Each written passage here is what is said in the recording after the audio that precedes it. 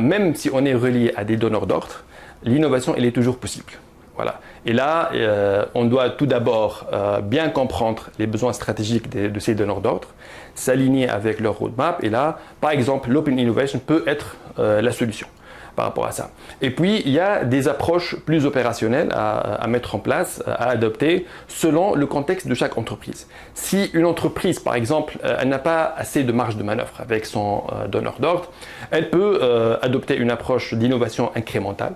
Elle peut agir sur les process, par exemple, à travers la refonte, à travers la réingénierie, à travers l'implémentation de solutions digitales pour réduire les coûts, les délais, le gaspillage, les non-conformités. Ça d'une part.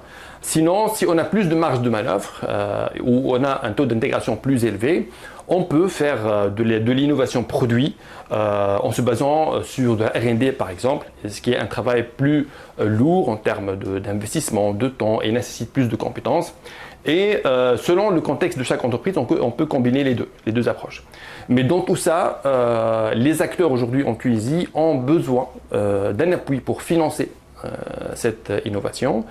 Ils auront besoin aussi d'être accompagnés à travers des mécanismes, des programmes pour concevoir et pour mettre en œuvre cette innovation. On doit mettre en avant les success stories en Tunisie, le savoir-faire des experts et des entreprises.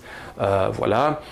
Tout ça, ça va permettre de se différencier et de créer une identité unique, différente pour le secteur automobile en Tunisie.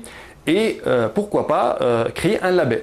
Un label secteur commun pour le secteur automobile en Tunisie. Ce label doit matcher avec l'identité du secteur, les objectifs stratégiques et tout.